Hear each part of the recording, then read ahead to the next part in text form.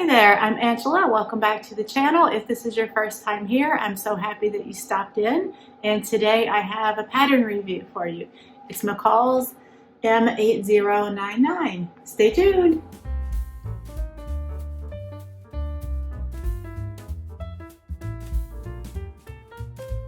I just completed this pattern and I have to say I'm pretty much in love with these pants. I did view B, and that's because I love a good pair of cargo pants. During most of the year, I spend a lot of time outside working on the property, working in the garden, and cargo pants are just the best. And bonus, these pants have 6 pockets. So for all of us gals out there who experience like pocket envy quite often, you're gonna love these pants. 6 pockets, how good is that? There are 3 different views in this pattern. There are a little pair of shorts, which those are really cute. And the shorts have this little detail on the side, like a little, like a strap or something, a flap, I guess, that kind of holds that cuff up. It's really cute. Then there's the B, which are the ones I did. And then there's C, which are similar to B, except that they have an elasticized ankle. One other difference between B and C is that these side pockets, the actual cargo style pockets, they have a little flap that covers the top of the pocket with a button that holds the flap down. And I'm pretty sure on C, from what I can tell, there's no flap there. It looks like it's probably just an open top pocket. The suggested fabrics are cotton blends, denim, poplin, and twill. I did use a cotton twill, which worked out pretty nicely. It was so easy to sew with. And the size range for this pattern, it runs from small to extra large. And I'm not sure if that's the only size range that the pattern has. I'll look that up, and if there's another size range, I'll add it to the screen in a little bit. They are elastic waist, so they're just pull-on pants. Nice and easy to sew up, and nice and easy to wear. The only notions that are called for other than the elastic and some interfacing are 2 buttons for view B, so for those pocket flaps, and then also view B calls for a ribbon trim that runs down the length of each side leg there. I left that out just because I didn't think that would really accentuate the fabric that I used. Since I used a cotton twill, it's kind of like a rugged utilitarian type of fabric, and I didn't know that ribbon trim would really add to that. I think the ribbon trim would look really cute if you were doing them more like this model is wearing here, where it's more of a dressy style, dressy fabric. That ribbon trim could look really good there. And also view A calls for 2 buttons as well for those little flaps on the side there at the bottom of the legs. So I'm going to tell you how it went for me making view B. And at first it seemed a little intimidating because of all the pockets. The thing that I love most about the pants, all those pockets, kind of made it seem a little intimidating, even though I've done pockets before. I had never done those cargo pockets, and they weren't difficult, just something new. And I'm also going to show you a little bit more about the construction of those in case you're curious, so we'll get to that in just a moment. It did call for 11 pattern pieces for view B, and so I think that's kind of what had me intimidated a little bit. That's a lot of pattern pieces, but we'll break it down. One of those was the elastic guide, so that's not really a piece per se. 6 of the pieces were just for the pockets alone. So if you take those out, there were only 4 pieces left. That's the front and the back of the leg, the waistband casing front and back. So just trying to think of it in like pieces or break it down into different modules, it really wasn't bad at all. I did find the instructions to be pretty straightforward. I didn't really find anything too confusing at all. No errors that I ran into, and it went together pretty quickly considering, the pockets. So I cut the extra large size, and I did make a couple of fitting adjustments. I shortened the front length by 2 inches and I added 1 inch to the back length. And since this is my second pair of pants I've made this month, I'm starting to really get a feel for what kind of adjustments I might need. And having said that, I did make a muslin first because I am so fairly new to pants making. And I'm really glad that I did that, because that showed me that I did need to make those adjustments, and I found it very helpful. I'm hoping that one day I will get to the point where I don't need to make a muslin every time that I want to make a pair of pants, and I might just use this particular, like the alterations that I made for this pair of pants onto the pattern pieces, and make like a sturdy template out of those that I can just use to get that crotch curve and the front and back lengths exactly right going forward, and then maybe I wouldn't have to make a muslin every time. I mentioned that making that actual cargo pocket on the side of the pants was something that new to me, and I wouldn't say it was difficult or troublesome, but there were it was a little bit finicky in a couple of parts. Not hard, don't let it scare you away, but I thought it might be helpful to show you exactly how that whole pocket came together and got attached to the pants, just in case you run into any kind of issues when you're making it. Like I said, it wasn't hard, and you guys might have already done this type of pocket before. So feel free to skip over that if you don't need that level of detail, but maybe you'll find it helpful. So let's take a look at that now. We have the pocket here, and I've already gone ahead and done the folds and pressed that center little flappy thing in place, and then basted across the top and the bottom. And here's where it gets into something that was new to me and that I thought maybe you guys might find interesting. So it's not going to be really stitched onto the pants like a flat pocket. It sort of curves out and like puffs up right there to add some depth, into the pocket at the bottom. So the way that does, if you have the front side facing up, there's these two little corners at the bottom of the pocket. Right side facing, you fold it like that, and I'm going to grab a pin.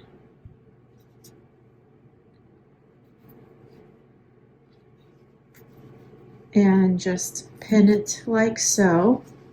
So that's your front side. And this is the back of the pocket. Then you just want to stitch it like 5/8 in from this edge here. And you only go, and I kind of just eyeballed this because I knew it wasn't like a crucial measurement here.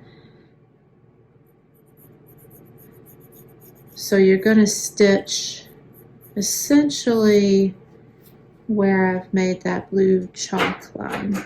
So then what that does, when that's stitched together, you take the pin out, hold that together, and it would open up like so and kind of make it, puff out a little bit so the pocket has more volume there at the bottom.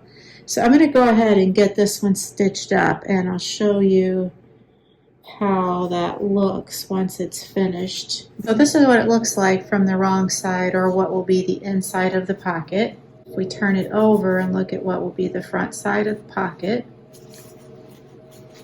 kind of poke those points out there. You can see now that you've got this little nice little pocket, like it kind of bubbles out there just to give your pocket some volume once it's on the pants. I've already assembled the first one of these and stitched it onto the pant leg, so I'll go ahead and show you what that looks like. So this is the pocket that I've already done and stitched on, and you can see that putting my hand into it like it is a real pocket, it's, gives some room in there having those little folds. The only thing that I found that was just a little tricky, and it wasn't even what I would say tricky, just had to do some extra pinning when you're ready to stitch this onto the pant leg and do this edge stitching. This part here was just a little tricky right around the curves there. I went ahead and basted this down so that when I went to pin it onto my pants leg, it was much easier to work with, and I didn't have this edge kind of flapping out and trying to misbehave. So when I get to that point, I'll show you that. After you get the folds made in the bottom of the pocket, then it's time to attach the top band. That's pretty straightforward. There's nothing, very tricky there. So I've already done that. And then the next step would be to fold the band in half, or at the fold line, which I made a little notch there. And stitch each end right here. So I'm going to go ahead and do that on each end, and I'll show you the next step.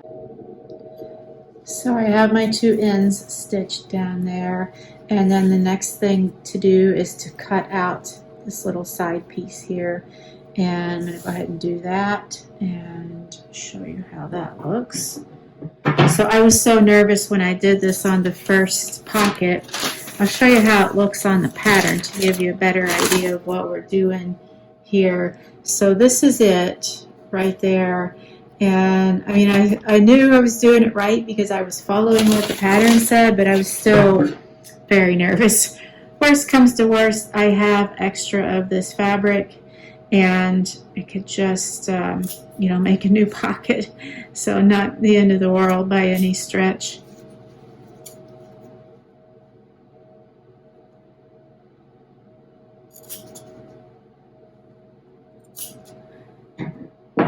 So once you get those little notches cut out there, then you turn the band right side out.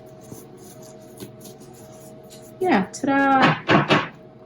I usually will take some kind of a tool and gently press that out. Nothing too sharp that's going to poke through the fabric, and not with too much force, just gently. Yeah, so then that's what we have, and then this gets pressed, and the instructions say to slip stitch. If you look on the back side, or what it's going to be like the inside of the pocket, say to slip stitch this band over that seam there. I really didn't see any need to slip stitch that. What I did was just did a top stitching line right across there, and I'll show you, and it didn't look bad. And considering that, at least for me, these pants are going to be cargo pants, they're going to be pretty work-a-day, wear every day type of pants. I can wear them while I'm working outside or wear them out and about. It didn't really seem to be a big deal if there was a line of top stitching that shows right there. Plus, they are going to have a flap. Yeah, I'm pretty sure these particular set of pockets get a flap, and that's where a button is going to go. So I didn't really see the need to take the time to slip stitch that into place. So here's what it looks like after top stitching the band down. And before pinning this to the pants themselves, I did a couple of things, and one of those was to zigzag the raw edge of the pockets, and I should have actually done this before I started on all this construction. I did do that on the other pocket, and I just forgot on this one, so I couldn't get like all the way up just because it's already been stitched down right there, but that should help at least.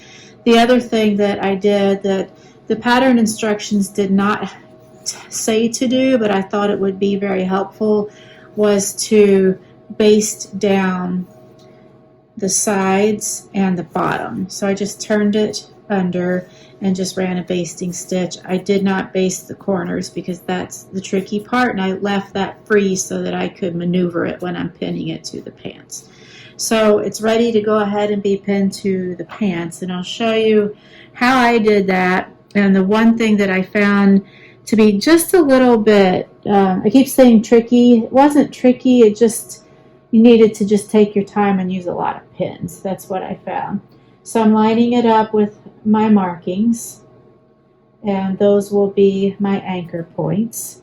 So I'm going to go ahead and just get that pinned into place on each side, just to hold it steady. So we've got it anchored in place, and then I kind of just went down the sides about halfway, and then I did the same thing down here at the bottom. Just get a couple of pins in there just to hold it in place, and I don't have to worry about it shifting around while I'm working on these corner pieces. So I wasn't quite sure how to deal with these corners, because I know it doesn't just get stitched down like that, because then you lose your, your roomy bubble. So how to do this? And I did find it to be, I had to fiddle with it for a little while just to get it just right, so that I still have this little bubble part kind of sticking up.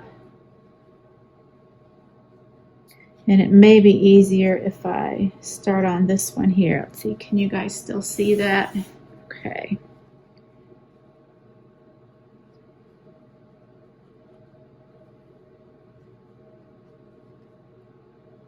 And I did go ahead and put the pins in. So I know this is really tedious for you guys to watch, but it's kind of tedious to do. Like I said, it wasn't hard. It was just figuring out exactly how to pin it down. So it worked better to put the pin in like vertical there, and then I could slip it right out of the machine as I was approaching that while sewing. And same with this bottom edge here. It worked out better for me to just stick the pin in parallel to the seam. So the stitching line goes right along the edge. I stitched it about 1/8 of an inch in from the edge there, and just right along there. And the way that I knew that I had this pinned right was that the bubble, the part that's going to be your little puffed out, if you kind of push it in like that, kind of get it out of the way, and then you'll know you're just pinning and going to be stitching on the edges and not stitching into your bubble and losing that little puff out part. And then I just did the same thing over here. There are a lot of little gathers and folds, and the fabric is not perfectly smooth because it's not flat. So that was what made this just a little bit finicky. And it wasn't a big deal once I figured out the best way to kind of push that little bubble in so that I don't stitch it down.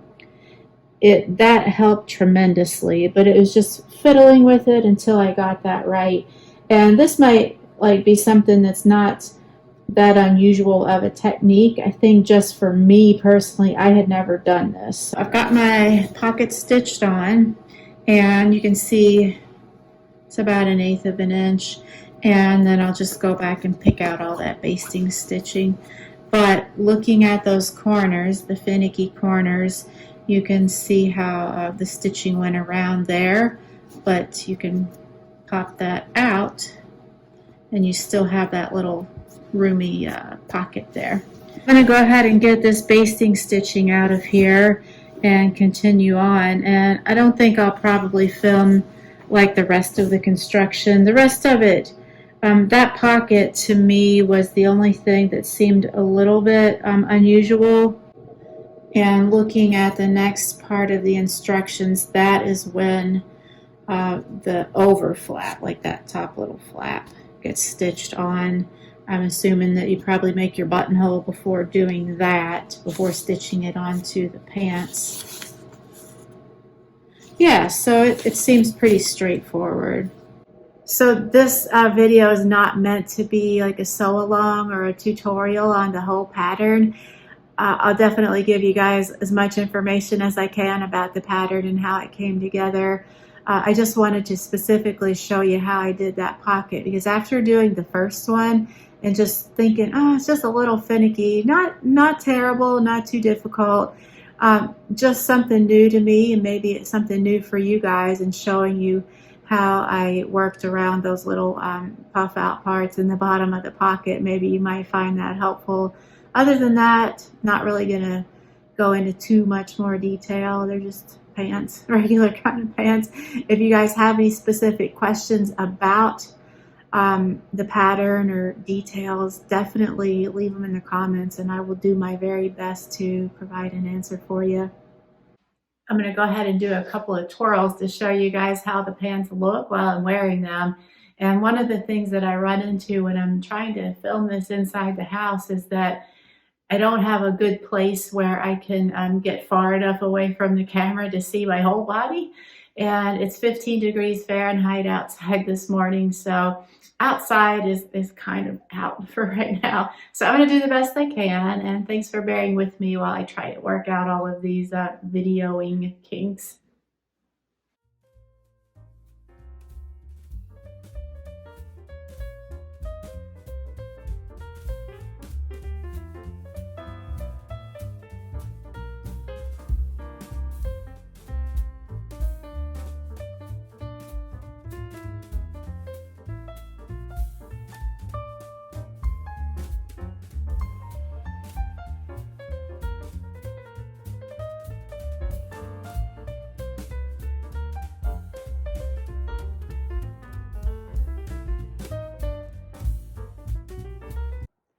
Before I sign off, I wanted to mention that you might have noticed the little labels on the back pockets, and those are labels that I picked up a while back. One of them has my name on it. You can find many sellers on Etsy who will custom make sewing labels for you. So one of them has my name on it, and the other one just has a fun little saying. It was like a pack of labels that had cute little sayings on them. So for these pants, since they weren't meant to be dressy, they're more like everyday work outside type of pants, although you could dress them up, but I thought it might be fun to put the labels on the back pocket so that they show rather than on the inside of the back waistband like I normally would put a label. So fun. So the three questions that I've gotten into the habit of asking myself every time I make something are, one, do I like the way the item turned out? And with these pants, yes, wholeheartedly, yes. I feel like I'm going to probably live in these pants once the weather warms up a little bit. They are pretty short length, and they're designed to be that way, so I wouldn't wear them in the winter per se, even though the twill is kind of a heavy fabric. They just come up kind of short, unless, I don't, maybe you could wear them with some like heavy socks and some cute boots. That could be an option. I'll have to play around with how to style them, but I do love the pants. Second question is, would I make them again? Yes, definitely. And I'm really wanting to try the View C, which is the joggers with the elastic ankles in a dressier fabric. So I've already got plans for that, and I have a perfect piece of fabric in my stash that I bought a couple of years ago. And the third question is, would I change anything? I really don't think that I would. Like I mentioned, I did leave out that ribbon trim going down the side on this one because I didn't think it would accentuate the pants at all. But other than that, there's really nothing that I would change. And I think I will try that ribbon trim when I make the dressier pair of the View C jogger style.